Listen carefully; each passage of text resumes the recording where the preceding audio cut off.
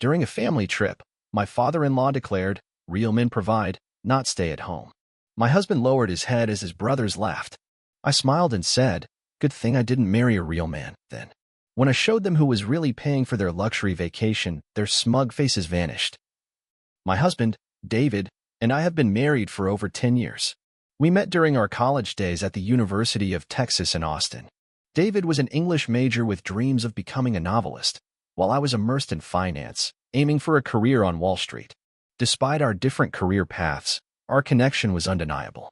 After graduation, I secured a position at a leading investment firm in New York City. The hours were grueling, but the financial rewards were substantial. David, on the other hand, faced the harsh realities of the publishing world. After several rejections, he decided to take on the role of a stay-at-home husband, managing our household and eventually caring for our 2 children. David's family has a tradition of annual family vacations. This year, they chose a luxurious resort in Maui, Hawaii. Given my demanding job, I often miss these gatherings, but this time, I made it a point to attend. I felt it was essential to bond with his family and show appreciation for David's efforts at home. On the 3rd evening of our trip, during a lavish dinner overlooking the ocean, my father-in-law, Richard, raised his glass for a toast. He began reminiscing about his early days, emphasizing the importance of a man being the primary provider. With a pointed glance at David, he declared, "Real men provide, not stay at home." The room fell silent. David's face turned a shade paler, his eyes fixed on his plate. His brothers chuckled, nodding in agreement with their father. I felt a surge of anger and disbelief. Was this 1950? Were we really judging a man's worth based on outdated gender roles? I took a deep breath, trying to maintain my composure. With a calm yet firm voice, I responded, "Good thing I didn't marry a real man then. Because if I had, who would be paying for this luxury vacation?" The room's atmosphere shifted instantly. The smug expressions faded, replaced by shock and embarrassment. Richard's eyes narrowed. "What do you mean?" he inquired. I reached into my purse and pulled out the receipts and booking confirmations. "I covered the expenses for this trip," I stated plainly. "Every flight, every room, every meal. Consider it a gesture of appreciation for welcoming me into your family." The remainder of the dinner was tense. Conversations were stilted, and the jovial mood had evaporated. Later that night, David approached me on the balcony of our suite. "You didn't have to do that," he murmured, his voice laced with emotion. I turned to him, taking his hands in mine. "I couldn't sit there and let them belittle you. What we have works for us. We've built a partnership that defies traditional roles, and I'm proud of that." He nodded, tears brimming in his eyes. "I just wish they could see it that way." The following days were awkward. Richard avoided direct contact with me, and the brothers were unusually quiet. On the last day, as we were packing, David's mother, Eleanor, knocked on our door. "May I come in?" she asked softly. We nodded, and she stepped inside, wringing her hands. "I want to apologize for Richard's remarks. He can be traditional, but that's no excuse for his insensitivity." I offered a small smile. "Thank you, Eleanor. I appreciate that." She hesitated before continuing. "You and David have a unique dynamic, but it's evident how much love and respect you share. That's what truly matters." David embraced his mother, and for the first time during that trip, I felt a glimmer of hope. Returning home, I've pondered the events of that vacation. Society often imposes rigid expectations, but relationships aren't one size fits all. David and I have crafted a life that suits us, built on mutual respect and understanding. It's disheartening when others, especially family, fail to recognize that.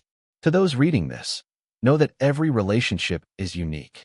Don't let external judgments dictate your happiness. Stand by your partner and cherish the bond you've nurtured together. We got back from Maui, but the silence followed us home. David barely spoke for the first few days. I thought he was just tired from the trip, but it wasn't that.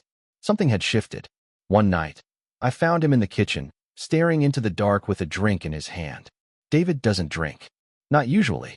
He looked up at me like he'd been caught stealing. "I think I need to get a job," he said. I blinked. "What?" "I've been thinking about it since Maui. Maybe your dad was right." My dad didn't say anything. "I meant my dad," he said quietly. "Maybe I'm not pulling my weight." That one sentence lit something in me. I dropped the keys I was holding and sat down across from him. "David, don't let him get in your head. You take care of everything at home. You always have." "I know. I do." But still, he looked tired. Like all those little jabs from his dad over the years finally started to rot something inside. I told him we'd talk about it in the morning. But we didn't. Because that same night, I saw the email. I was looking for a client file on the shared desktop when I saw the tab open, Sent Items. There, near the top, was an email to a woman named Claire. The subject line was missed you too. I clicked it. It was short, flirty, a little weird. Nothing physical, but intimate. Inside jokes. Mentions of those old days in grad school. A line that said, "Sometimes I wonder what would have happened if we'd kept going." My heart started hammering. I felt that familiar freeze in my limbs. My ears rang. Claire wasn't just some girl. She was David's ex from grad school. The one he never brought up. The one he said didn't matter. I didn't sleep that night. He did. What I didn't confront him right away. I wanted more. I needed more. So, over the next week, I checked his phone, his laptop, anything I could get my hands on. They hadn't slept together. At least, not yet. But the emotional affair was clear. She was divorced. Living in Denver. They'd been talking for 5 months. Off and on. Sharing writing ideas. Sharing frustrations.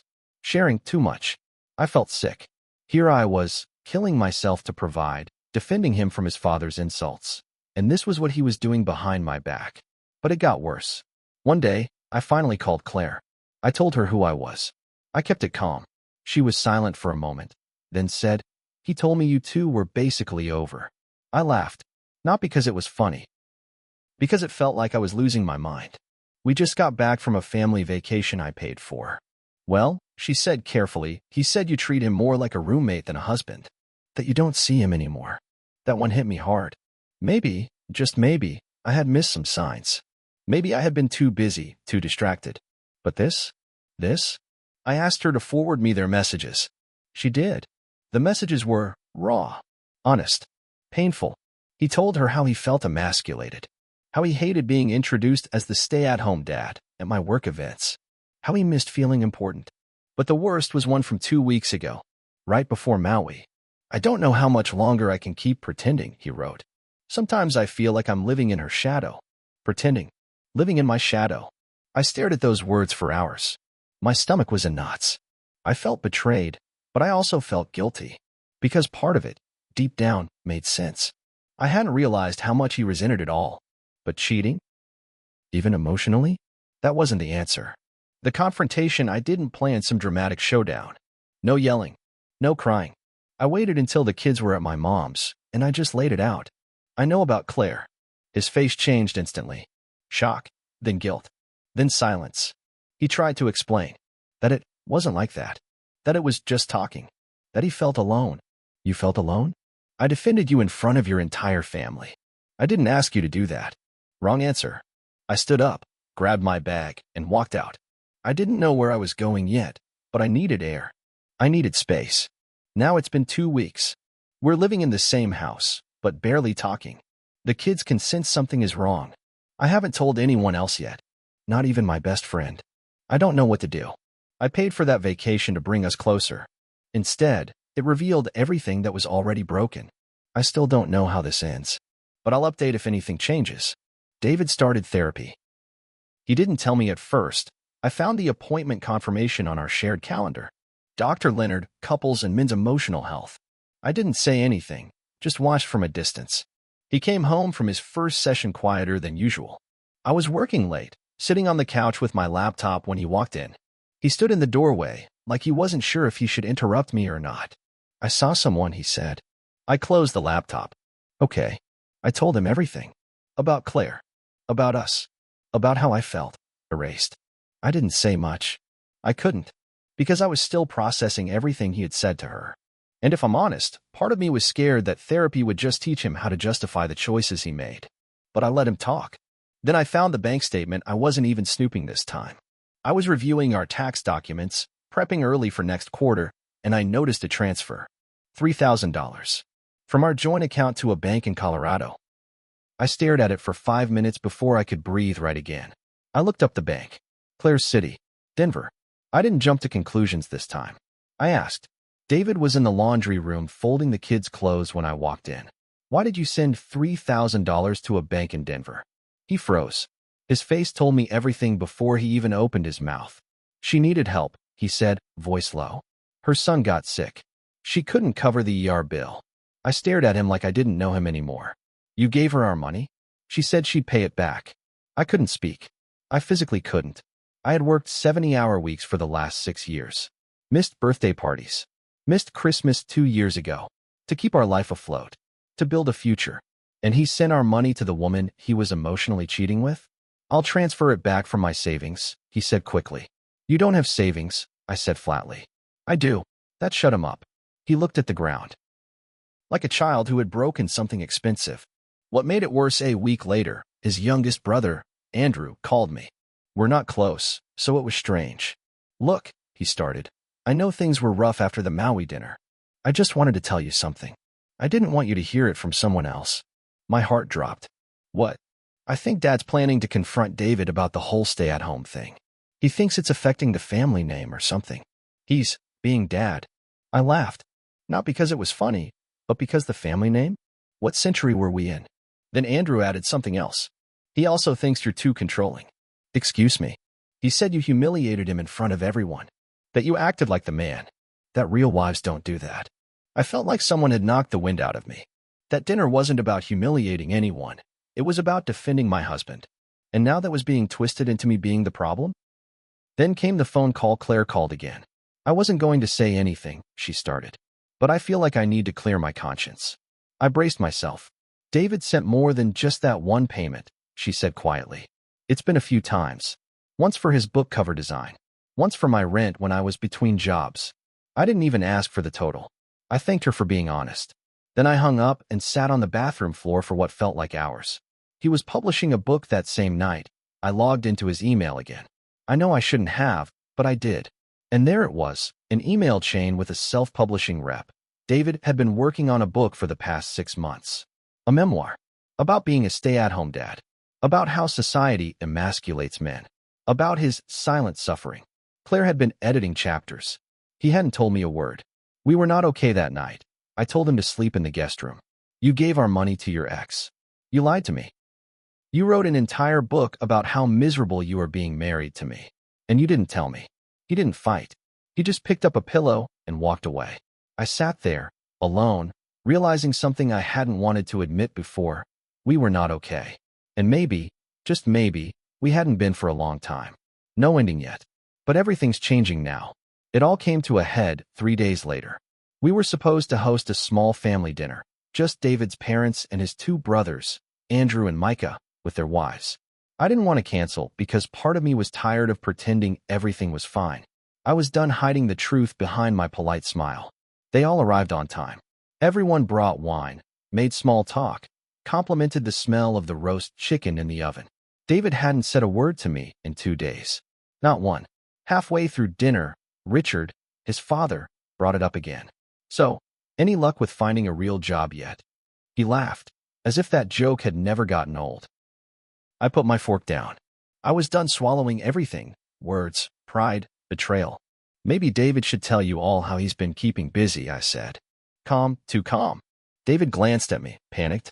Not now. No, this is the perfect time. The table went silent. He wrote a whole book about what a burden it is to be married to a woman who works, I said, voice flat. Apparently, I emasculated him. I made him feel invisible. Andrew looked like he wanted to crawl under the table. Micah looked frozen. Richard smirked like he finally had confirmation of everything he believed. But I wasn't done. He also gave thousands of dollars, our money, to his ex-girlfriend, I continued, without telling me, for her rent, her kids' bills, and to help her edit that book. The silence cracked. You're lying, David said. But his voice cracked, and his face gave him away. I'm not, I snapped. And you know it. His mother gasped. Richard's smirk dropped. Micah's wife just whispered, Jesus. I was hurting, David said. Loud. Angry now. You don't know what it's like. I gave up everything. My career, my identity. For you. And all you ever did was treat me like I was lucky to be here. You were hurting? So you cheated? I stood up, voice rising. You handed our savings to another woman while I worked 60-hour weeks to keep us all afloat. I defended you. I fought for you. And you stabbed me in the back. I didn't cheat, he yelled. It wasn't like that. Richard finally jumped in. This is what happens when the wife wears the pants. I turned to him. No, this is what happens when a man refuses to grow up and take responsibility for his own choices. David stormed out. He didn't even take his keys. Just walked down the street like he was escaping a fire. No one touched their food after that. Eleanor apologized. Quietly. She said she didn't know things had gotten that bad. Andrew offered to take the kids for the weekend so I could think. I said thank you. Richard, true to form, said nothing else. Just sat there like this was all part of some long, slow punishment I deserved for being a strong woman. Later that night, David came back. He looked destroyed. Eyes red. Shoulders sagged. I'm sorry, he said, voice hoarse. I lost myself. I made mistakes. I broke something I can't fix. I didn't answer. I just wanted to feel seen, he said. And I ended up losing the only person who ever actually saw me. It's been 4 months. David moved into a small apartment nearby. We do shared custody with the kids. He's still in therapy. He's apologized a dozen times. He stopped talking to Claire. Sent me every email, every message, deleted her number in front of me. But the damage is done. We tried couples counseling. But the trust, it's like a cracked mirror. You can look into it and still see yourself, but everything's distorted. Off. Shattered. I don't hate him. That's the hardest part. I hate what he did, but I don't hate him. Sometimes, I catch myself wondering if it could ever go back to the way it was. But the truth is, it never was the way I thought it was. I've learned that love isn't enough if it's one-sided. That respect can't be begged for or bought with sacrifice. It has to be mutual. And if someone makes you feel like being strong is a threat, not a gift, they're not your partner. They're your weight. I'm not sure where my story ends yet. But for now, I'm breathing again. I'm sleeping again. I'm me again. And that has to be enough.